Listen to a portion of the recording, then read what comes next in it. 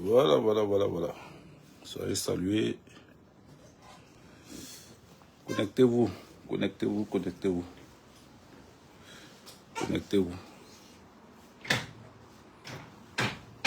On va se parler vite fait.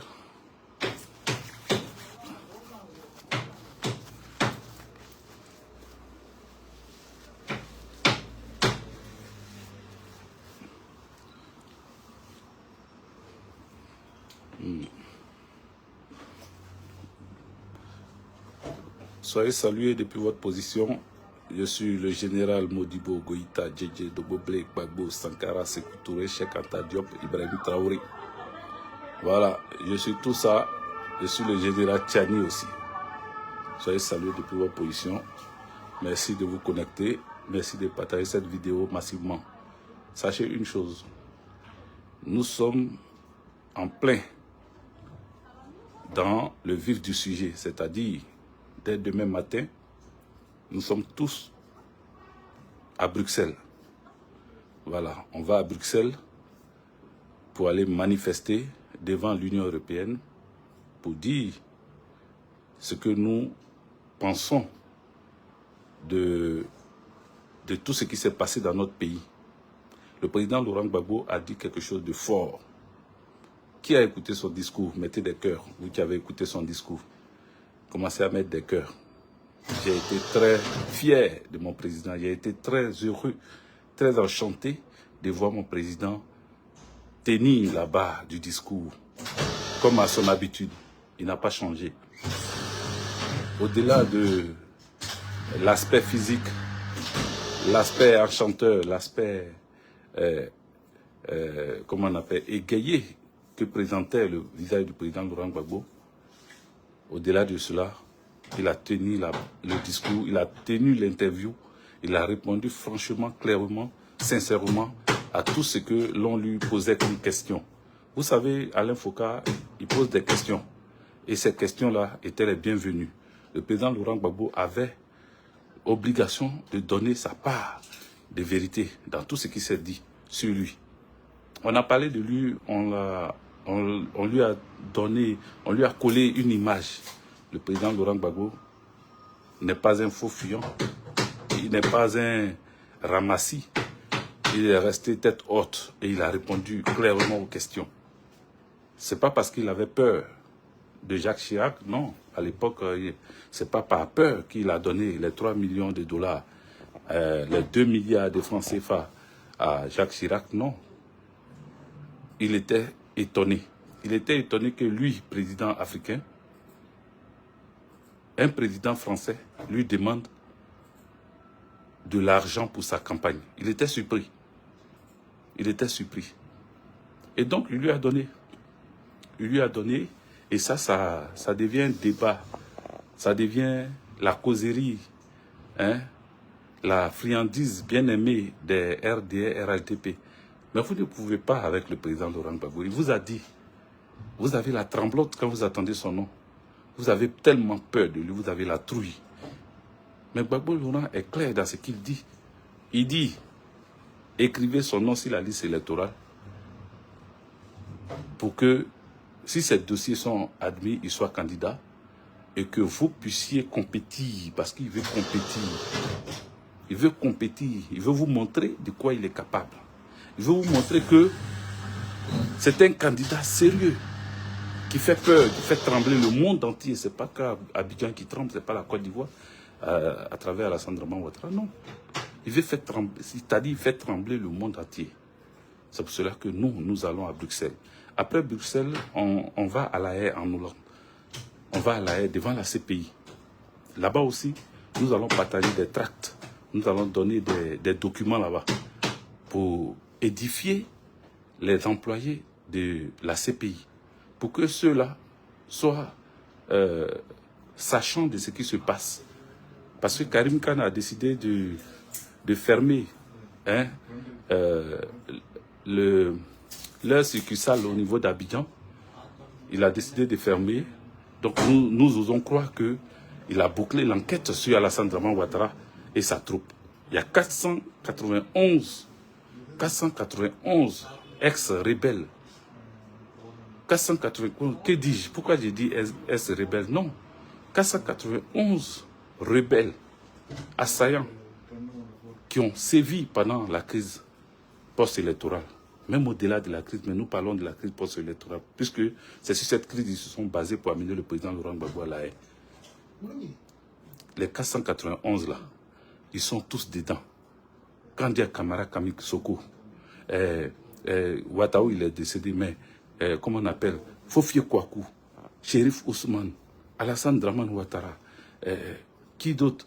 Même les comment il s'appelle là? Votre président de la CEI, il est dedans. Ils ont tous les noms dans les 491.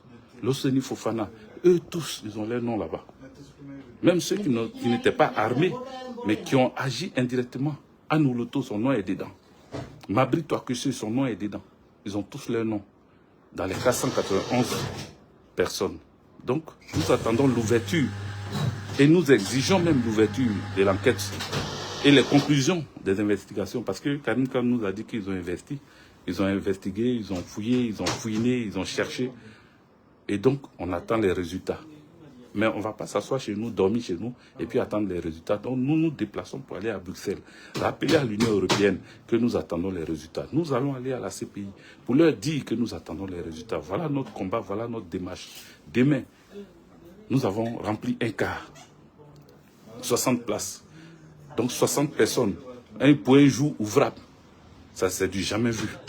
Un jour ouvrable, d'habitude, on a 30 personnes, 20 personnes. Mais cette fois-ci-là, 60 personnes. Et il y en a qui iront en voiture. Nous autres, on ira en voiture. Vous comprenez? Voilà. J'ai payé ma place dans le cas, mais je vais laisser ça à quelqu'un d'autre. Voilà.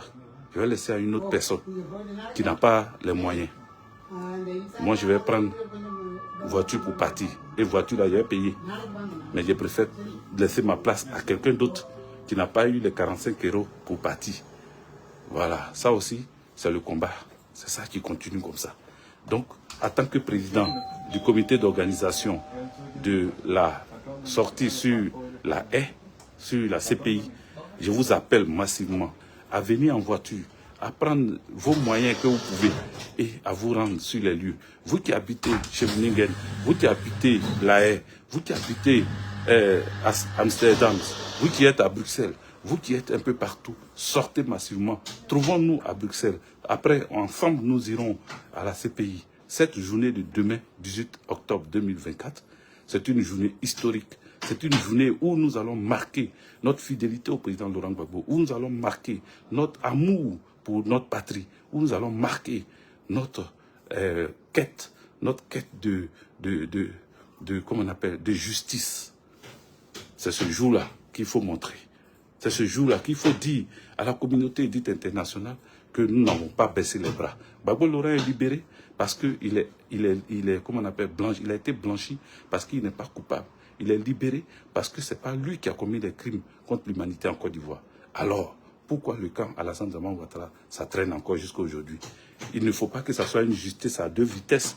Sinon, ça y va de la crédibilité même de la CPI.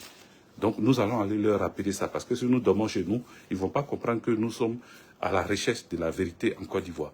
Donc il faut que nous allons taper du poing sur la table. Notre manière à nous de taper du poing sur la table, c'est d'aller sur place et dire à Karim Khan et à la CPI de nous donner les résultats sur ces investigations dans le camp Alassane Draman Ouattara. Parce que Gbagbo Laurent, son camp là, a été acquitté. Voilà ce que nous allons faire demain. Donc, nous vous demandons, de près ou de loin, partout où vous vous trouvez, si vous êtes chez vous, si vous êtes au travail, si vous êtes dans vos champs, si vous êtes au village, si vous êtes dans les campements, si vous êtes dans les maquis, vous êtes dans les restaurants, vous êtes dans la cuisine, partout où vous vous trouvez, apportez votre soutien spirituel, apportez votre soutien, comment on appelle, moral, apportez votre soutien à travers toute action que vous allez poser à ce combat-là. Parce que l'heure est venue où nous devons reprendre notre pays. L'heure est venue où nous devons changer les choses dans notre pays. Et Gbagbo Laurent compte sur nous. Gbagbo Laurent compte sur nous. C'est nous qui allons faire continuer ce combat. C'est pour ça que hier, son interview-là, je vous demande d'aller sur YouTube et de regarder ça. Regardez ça, pas une seule fois. Regardez ça au moins 3, 4 fois, 5 fois. Et réécoutez les dires du président. Et vous allez comprendre dedans qu'il y a la vérité. Et que le monsieur, il est déterminé à reprendre le pouvoir. Pas pour son honneur, pas pour sa famille, pas pour lui. Mais pour toi qui me regarde. Pour toi, jeune qui me regarde. Pour toi qui as ton avenir hypothéqué par un gros menteur qui t'a promis 1 milliard par mois et par jour, pardon, que dis-je, 1 milliard par jour et qui n'a jamais réalisé. Je te demande de te réveiller. Voilà. Ici, je suis venu faire les flyers. Les flyers que nous allons distribuer à Bruxelles, que nous allons distribuer à La Haye. Mais il faut que nous distribuions ça même à Paris. Nous allons partager ces flyers-là partout. Pour que ceux qui ne savent pas sachent que nous voulons que les enquêtes soient ouvertes. Que les enquêtes soient ouvertes. Que ces enquêtes-là soient ouvertes sur Alassane Dramane Ouattara. C'est le villageois qui vous parle. Voilà. C'est le villageois qui est en train de vous parler. J'aurais aimé naître au village et apprendre ma langue. Et comprendre ma langue. Et parler ma langue correctement. Mais on me traite des villageois. Pourtant, je ne suis pas né au village et je regrette. Je regrette, mais ce n'est pas moi de ma faute. C'est ma famille. C'est mon papa, c'est ma maman. C'est eux qui m'ont accouché en ville et c'est eux qui ne m'ont pas amené au village. Donc, comme ils traitent des villageois, je suis d'accord. J'apprécie. Et j'ai dit un gros big up à tous les villageois qui se reconnaissent en moi. Nous, les villageois, on va créer notre pétition contre ces enfants ratés, adultérés, sorcières et sorciers de leur famille qui ont gâté leur famille. On va faire des pétitions pour les empêcher, les interdire, les bannir, les blâmer des villages. Parce qu'ils insultent un fils digne comme Laurent Gbagbo. Donc il faut que ces personnes soient bannies dans leur village. Donc nous les villageois, on va se mettre ensemble pour faire une pétition, pour partager ça dans tous les villages. On va mettre leurs posters partout. Ces enfants indignes qui sont des Gagnois et qui insultent toujours le président Laurent Gbagbo. Là. On va mettre les posters aux entrées des villages pour qu'ils soient bannis à jamais, eux et leurs familles. Voilà. Merci. Que Dieu nous bénisse. N'oubliez pas de partager. On est ensemble. Demain, nous sommes tous à Bruxelles et à La Haye. Ciao, ciao. C'était Hervé Didier. Ciao.